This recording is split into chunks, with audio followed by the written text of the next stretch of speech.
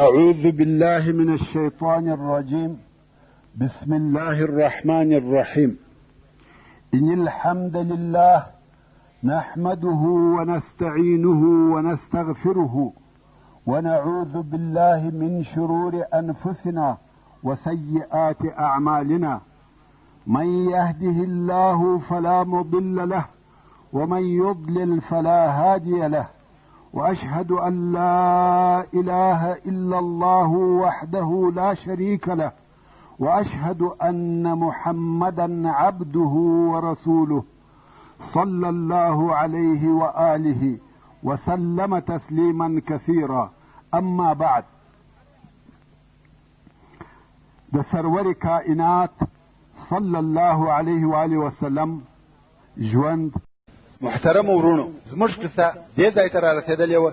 عقبه ابن ابي معيط رسول الله صلی الله علیه و آله وسلم میلمه کړی و، او رسول الله صلی الله علیه و آله وسلم د خوړلو څخه تر هغو انکار کاوه چې عقبه د شهادت کلمې ونه وایي، او عقبه هم د عقیدې په لحاظ نه بلکې د میلمه د ډوډۍ خوړلو دپاره د شهادت کلمې وویلې.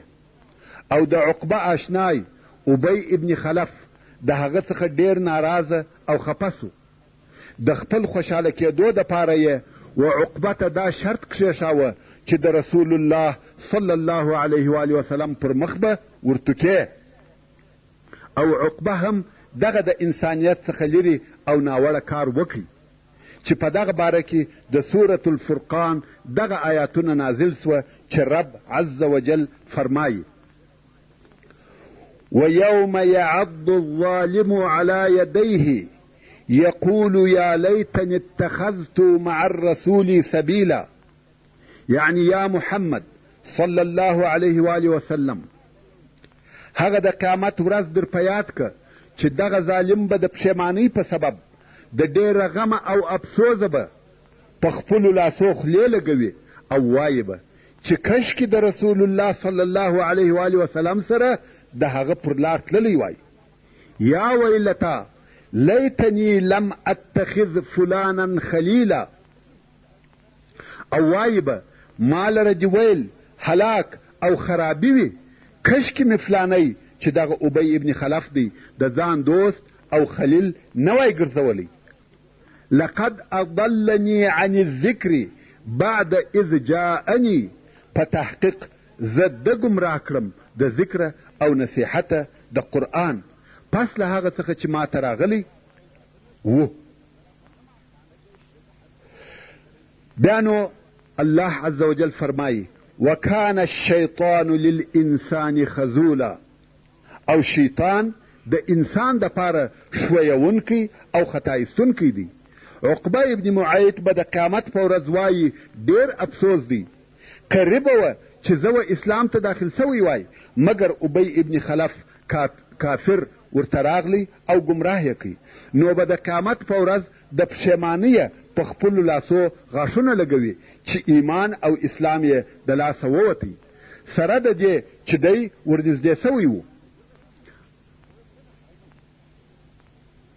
ابو جهل ملعون به ځینې وختونه و رسول الله صلی الله علیه و آله وسلم ته کښېنستی، قرآن مجید به اوریدی او بیا به ولاړ سو، نه ایمان راوړي او نه د رسول الله صلی الله علیه و آله وسلم اطاعت کاوه. خو پر دې سربیره به رسول الله صلی الله علیه و آله وسلم په خبرو هم ازاراوه، د عبادت او لمانځه څخه به منع کاوه، او بیا به یې دغه خپل د شر په عمل فخر هم کاوه لکه یو لوی کار چې یې کړی وي. او د ده ملعون په باره کې د سورة القیامه دغه آیاتونه نازل سوه چې رب عز وجل فرمایي: فلا صدق ولا صلى ولكن كذب وتولى ثم ذهب الى اهله يتمطى.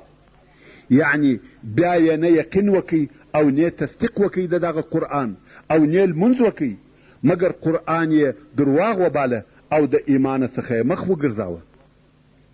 او بیا د دغه مجلس څخه به خپل اهل یا کورنۍ ته په تکبر سره ولاړی. او د اولې ورځې څخه چې ابو جهل رسول الله صلی الله علیه و آله وسلم ولیدی چې په حرم کې لمونځ کوي ابو جهل منع کاوه. یوه ورځ رسول الله صلی الله علیه و آله وسلم د مقام ابراهیم سره لمونځ کاوه. ابو جهل ورته راغلی ویل یا محمد ما ته د دغه کاره څخه نه یې منع کړی؟ که دې بیا دلته لمونځ کړی و زه به در سره جوړ سم. رسول الله صلی الله علیه و آله وسلم په مقابل کې ورته ودرېدی. ابو جهل ویل یا محمد ته په څه شي زما مقابله کولی سې؟ په والله زه په دغه ښار کې تر ټولو ډېر نفر لرم. او په یوه روایت کې راغلی دي چې رسول الله صلی الله علیه و آله وسلم ابو جهل تر ګریوانه ونیوی، ویې ښوراوه او دا آیات شریف یې ووایه اولا لک فاولا ثم اولا لک فاولا. د الله دشمن ابو جهل وویل ایا ته ما ته په عذاب سره وعده راکوې یا محمد؟ په والله نه ته او نه ستا رب په ما څه کولی سي، او زه تر هغو ټولو خلقو معزز یم کم چې په مکه مکرمه کې ژوند کړی دی.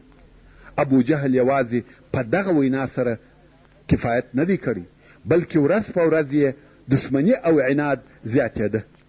امام مسلم د ابو هریره رضی الله تعالی عنه څخه روایت کوي چې ابو جهل و قریشو ته ویل محمد ستاسې په حضور سر پر سجده ایږدي؟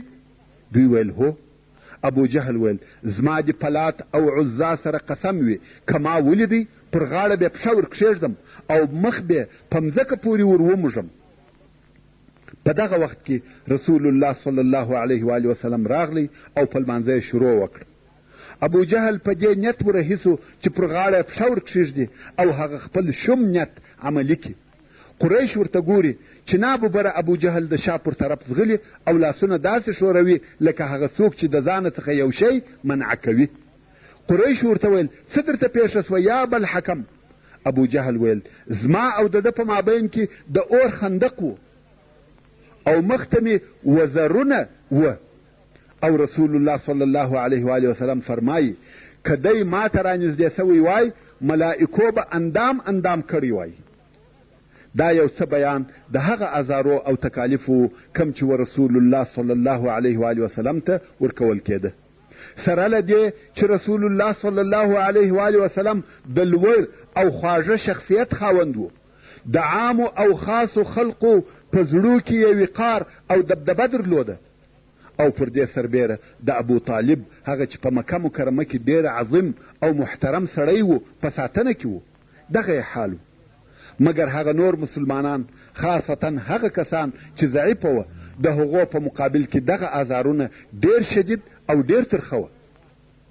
او په عین حال کې هرې قبیلې و هغه چاته د عذاب ورکولو وظیفه پر غاړه واخیسته کم چې د دوی د قبیلې څخه مسلمانان سوي وه یا مسلمانان یې ده.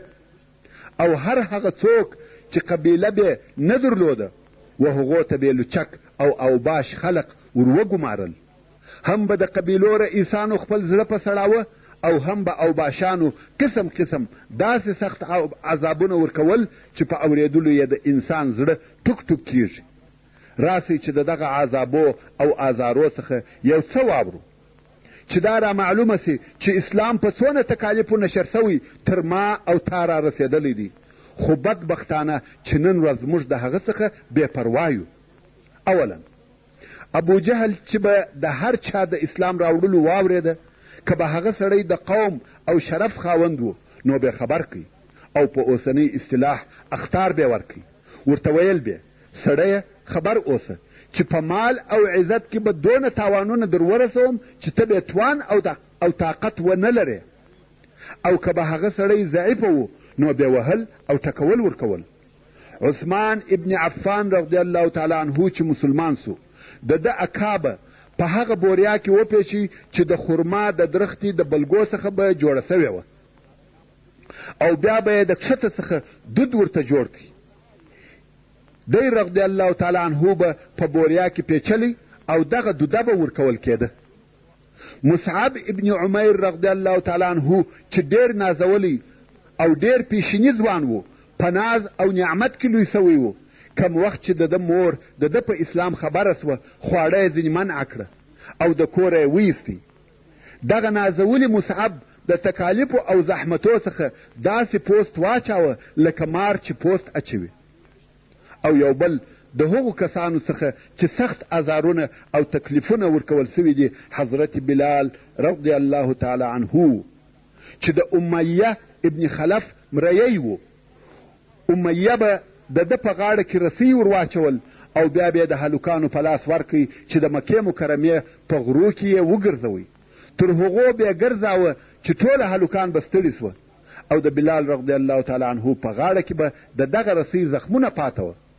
امیه به دغه رسی ونیول او بلال رضی الله تعالی عنه به په ډېر زور او شدت سره د ځان و طرف ته راکش کړي او دلته به ښه ټینګ لرګی ووهه او بلال رضی الله تعالی عنه به په زور د دوبي د غرمې ولمر ته کښېناوه او خواړه به نور کول. او تر دې ټولو اشد عذاب دا و چې بلال رضی الله تعالی عنه به تر مکې مکرمې د باندې و دشت او غرو ته وایستی او پر هغه مځکه چې د لمر په حرارت به دونه توده سوې وه چې غوښې به پر کبابېدې. دا خبره هغه چاته معلومیږي چې د مکې مکرمې ګرمي یې لیدلې وي. نو به پر دغه ګرمه او سوځونکې مځکه لڅ بې له کالو پرېیستی او بیا به یوه لو او درنه ډبره چې په څو نفرو بې پورته کول د بلال رضی الله تعالی عنه پر ځګر کښېښول او بیا به ورته ویل په والله تر هغو به دغسې یې چې یا به مرې یا به د محمد څخه انکار کوې، د لات او عزا عبادت به کوې. خو حضرت بلال رضی الله تعالی عنه به په دغه حال کې دغه ویل احد احد احد احد. په وروسته کې د بلال رضی الله تعالی عنه څخه پوښتنه وسوه چې د دغه جملې سر څه و؟ تا ولې دغه یوه جمله اختیار کړې وه چې احد احد؟ بلال رضی الله تعالی عنه ویل ما په اول کې قسم قسم جملې ویلې خو په ټولو کې دغه جملې و کفارو ته ډېر تکلیف ورکاوه او دغې جملې ډېر قهر وروستی او زما زړه غوښتی چې دوی زهیر کم. نو ځکه مې یوازې دغه جمله د دوی د عذاب په سبب اختیار کړې وه. د حضرت بلال رضی الله تعالی عنه دغه حال و تر څو چې یوه ورځ ابوبکر صدیق رضی الله تعالی عنه تېرېدی او کفارو و بلال رضی الله تعالی عنه ته دغه عذابونه ورکول. نو ابوبکر صدیق رضی الله تعالی عنه دی د خپل مالک امیه څخه رانیوی بلکې خپل تکړه مریی یې د بلال رضی الله تعالی عنه په بدل کې ورکوي او څوک وایي په 5 یا 7 اوقیه د سپینو زرو یې رانیوي او بیا یې آزاد کړي. نو ځکه عمر رضی الله تعالی عنه به ویل ابوبکر سیدنا و اطلق سیدنا، یعنی زموږ سردار ابوبکر زموږ سردار بلال آزاد کړي. او عمار ابن یاسر رضی الله تعالی عنه چې د بني مخزوم د آزاد سوو مریانو څخه و دی او د کورنۍ د هغو کسانو څخه دي چې ډېر تکلیفونه او زحمتونه یې لیدلي دي. د پلار چې یاسر نومېدی او د مور چې سمیه نومېده مسلمانان سو. مشرکانو به د ابوجهل په مشرۍ د ګرمۍ په شدید موسم کې دښته وایستل او هلته به سخت عذابونه ورکول. د دوی په مثل عذابونه ډېرو لږو کسانو لیدلي دي. رسول الله صلی الله علیه و آله وسلم به تېرېدی دا د دوی عذاب به لیدی نو به وفرمایل صبرا آل یاسر فإن موعدکم الجنه، یعنی د یاسر کورنۍ یا اولادې صبر کوئ، ستاسې دپاره وعده سوی ځای یا د ورتګ ځای جنت دی. او دوی همیشه په دغه عذاب کې وه تر څو چې یوه ورځ ابوجهل نور هم د دوی عذاب ورډېر کړي او د عذاب ورکولو په وخت کې یې ورسول الله صلی الله علیه و آله وسلم ته پوچ او پحش ویل. سمیه رضی الله عنها د ده د یوې خبرې جواب ورکوي او په دغه وخت کې یې د شهادت کلمې وویلې. ابوجهل د ډېره قهره په نیزه ووهل او مړه یې کړه. سمیه رضی الله عنها په اسلام کې اوله شهیده ده او بیا یې پر یاسر راواچول او وهیه. یاسر چې سپینږیری او ضعیفه سړی و خو بیا هم پر دین ټینګ و، ویل هیڅکله دغه دین نه پرېږدم. نو یاسر رضی الله تعالی عنه هم په دغه وهلو کې د ابوجهل ملعون د طرفه ووژل سو او شهید سو. بیا یې نو پر عمار چې د دوی زوی و راواچول. پس له هغه څخه چې د ده مور او د ده پلار یې د ده په حضور شهیدان کړه و ده ته هم قسم قسم وهل او عذابونه ورکړه. یوار به پر ګرمو ډبرو پرېیستی، یوار به لود رنه ډبره د ده پر ځیګر ورکښېښول، یوار به په اوبو کې غوټه کړي. دا وهل او عذابونه و داسې اندازې ته ورسېده چې د تحمل او زغملو امکان یې نه و. ابو جهل ورته ویل په والله تر هغو دې نه پرېږدم چې و محمد ته ښکنځل ونه کړې او پر لات او عزا ښه ونه وایه. معلومه خبره ده چې عمار رضی الله تعالی عنه دونه ځان ټینګ کړي چې په وسه یې پوره وه، مګر وهل او عذابونه په داسې اندازه کې وه چې ده یې نور طاقت نه درلودی او مجبور سو رسول الله صلی الله علیه و آله وسلم یې په بدو سره یاد کړي. ابو جهل په دې سره هم کفایت ونه کړي، ویل یا نور یې هم وهه او ویل تر هغو دې وهم پر مځکه یوه توره خزدکه رهي وه چې ونه وایه چې دغه خزدکه زما رب دی، تر څو چې عمار رضی الله تعالی عنه د عذاب د سختۍ او د شدت څخه د ابو جهل د غوښتنې خبرې وکړې. بیا یې نو پرېښاوه. اوس نو عمار رضی الله تعالی عنه ډېر غمجن او خفه دی چې ولې مې پر وهلو صبر ونه کړي او ولې دا خبرې راڅخه وویل سوې. نو رسول الله صلی الله علیه و وسلم ته په عذر او ژړا سره ورغلی، ویل یا رسول الله نه پرېښولم، مور یې راووژل، پلار یې راووژي او زه هم تر هغو وهلم تر څو چې تا ته مې بد وویل او بیا مې وویل دغه خزدکه زما رب دی. رسول الله صلی الله علیه و وسلم وفرمایل ستا زړه څه ویل؟ یعنی په زړه کې دې څه ویل؟ عمار رضی الله تعالی عنه ویل زړه مې پر ایمان مطمئن و، یعنی زړه مې پر ایمان ټینګ و. رسول الله صلی الله علیه و وسلم وفرمایل یا عمار ان عادوا فعد، یعنی که بیا ستا د وهلو د پاره راغله بیا د دوی د خوش خبرې وکړه.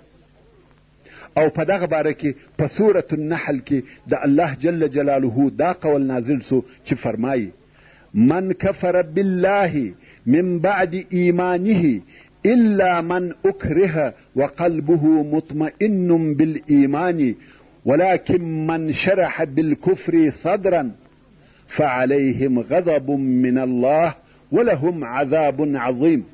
یعنی هر هغه څوک چې پس له ایمان راوړلو پر الله جل جلاله کافر سي پر هغه د الله غضب دی، بې له هغه چا څخه چې زور پر وسي او د مجبوریه د کفر کلمه ووایي او په داسې حال کې یې ووایي چې د ده زړه په ایمان سره مطمئن او آرام وي. مګر هغه څوک چې سینه یې و کفر ته پراخه وي، اعتقادا دغه د کفر په کلمه راضي وي، نو پر دوی د الله جل جلاله د طرفه غضب دی او دوی ته په آخرت کې ډېر لوی عذاب سته، دې ته مرتد ویل کیږي.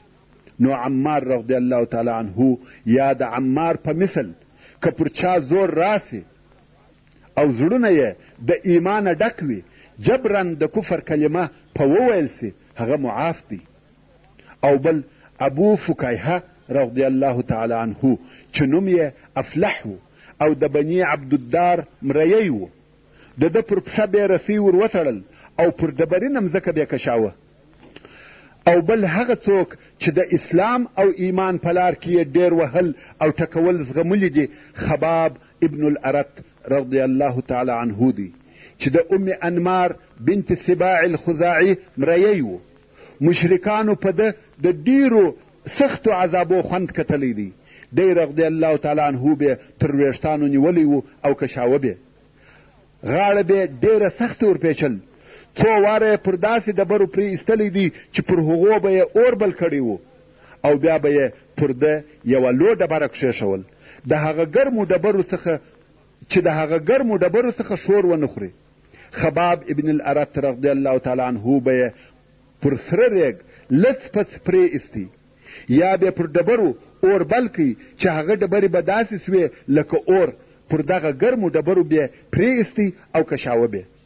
د حضرت عمر رضی الله تعالی عنه د خلافت په وخت کې حضرت عمر او نور اصحاب کرام ناست و، خباب رضی الله تعالی عنه هم حاضر و. عمر رضی الله تعالی عنه پوښتنه ځینې وکړه، ویل یا خباب کم عذاب ډېر سخت و چې در باندې تیر سوی دی؟ خباب ویل یا امیر المؤمنین د دغه په مثل مې بل عذاب نه دی لیدلی او شا یا ملا یې لڅه کړه. حاضرین ورته ګوري چې په ملا کې یو لوی کډی یا واله ده چې د اوږو څخه نیولې بیا د ملا تر لاندې حصې پورې رسېدلې ده. د ده رضی الله تعالی عنه په ملا کې توره سوځل سوې واله وه. حضرت عمر رضی الله تعالی عنه په تعجب کې سو، ملا کیندل سوې او سوځل سوې. ویل والله داسې عجیب او غریب زخم مې نه دی لیدلی. دا یې څه در وکړه چې دا زخم در پکښې جوړ سو؟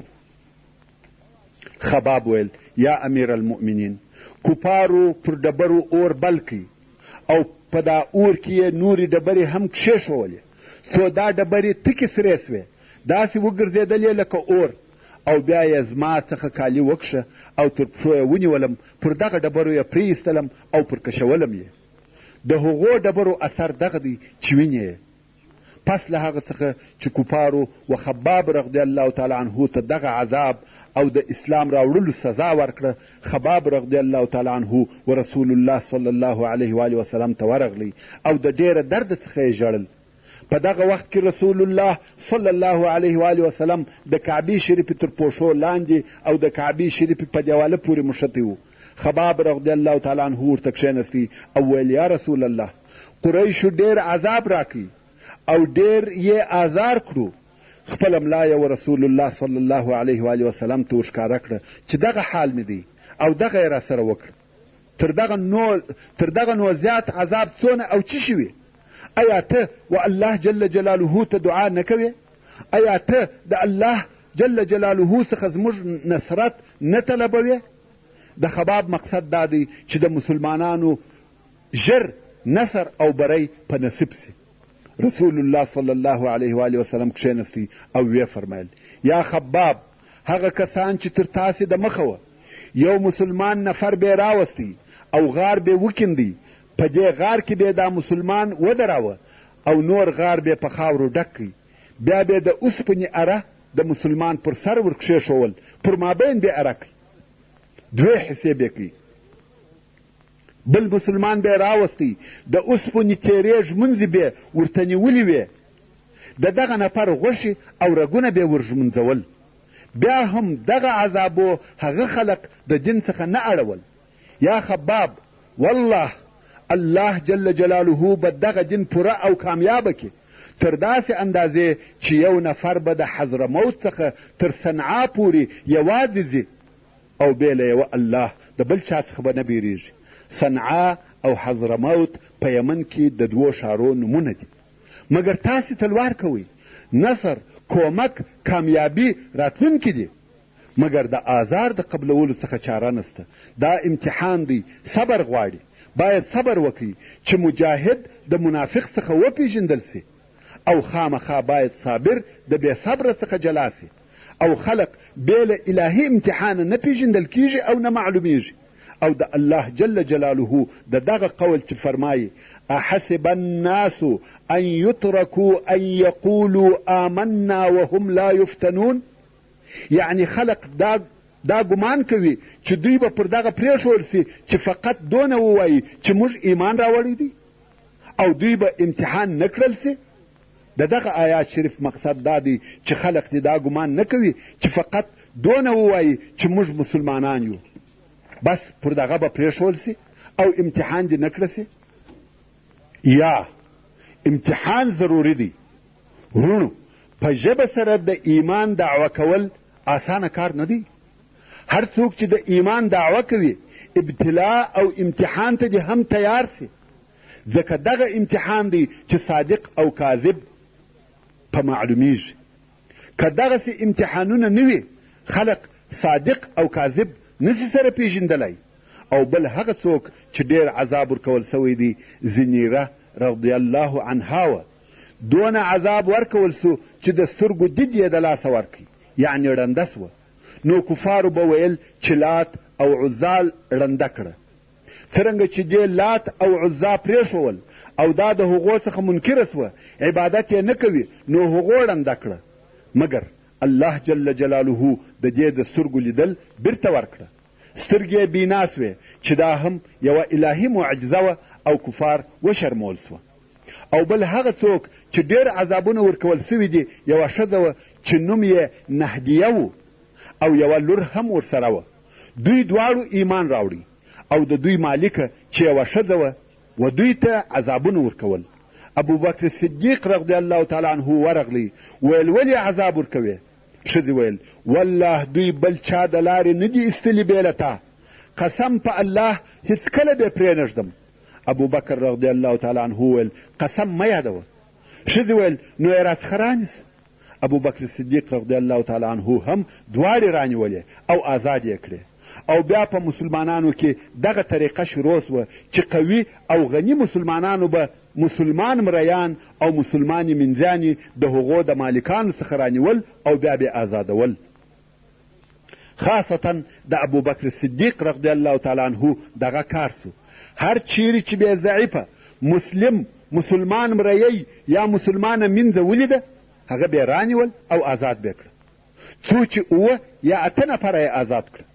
نو د ابو بکر صدیق رضی الله تعالی عنه پلار ابو قحافه چې نوم یې عثمان و ورته وویل زویه ته پر دغه دین یې او مریان آزادوې، که قوي نفر آزاد کې کومک به دې وکړي. د ضعیفه د آزادولو څخه به څه فایده واخلې؟ دی په خپله ضعیفه دی، تا ته فایده نسي رسولی.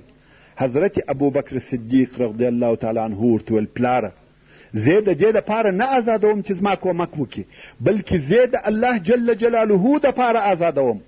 نو د حضرت ابو بکر صدیق رضی الله تعالی عنه په باره کې د سورة اللیل دغه آیاتونه نازل سوه چې رب عز وجل فرمایي الذي یؤتی ماله یتزکا، یعنی هغه څوک چې خپل مال د دې دپاره ورکوي او مصرفوي چې پاک سي، ځان په پاک کړي. وما لأحد عنده من نعمة تجزى، او د ده سره د هیچا هیڅ نعمت او هیڅ احسان نوي چې دی د هغه بدله او عوض ورکوي الا ابتغاء وجه ربه الاعلى. خدا ورکړه، خدا د ده ورکړه فقط د خپل لوړ او لوی رب د رضا دپاره وي. ولسوف یرضى، او ژر د چې خامخا به دی د الله جل جلاله د طرفه راضي سي. ورونو دغه آیاتونه د حضرت ابو بکر صدیق رضی الله تعالی عنه په باره کې نازل سوي دي. دا چې دغه ضعیفه منځي او مریان فقط د هغو د ضعف او مظلومیت په سبب د الله جل جلاله د رضا دپاره آزادول او خپل یې هیڅ مقصد او غرض نه درلودی. نو الله جل جلاله فرمایي چې ډېر ژر به دی د الله جل جلاله د طرفه په جنت او د الله جل جلاله په لقا راضي سي. خو د آیاتو مضمون عام دی. که نن ورځ هم یو څوک بې له خپل شخصي مقصده د الله جل جلاله د رضا دپاره خپل مال د خیر په کارو کې مصرفوي، هغه دې مطمئن اوسي چې الله جل جلاله خامخا هغه په جنت سره راضي کوي. وصلى الله تعالى على خير خلقه محمد وآله وأصحابه وأهل بيته أجمعين. والسلام عليكم ورحمة الله وبركاته.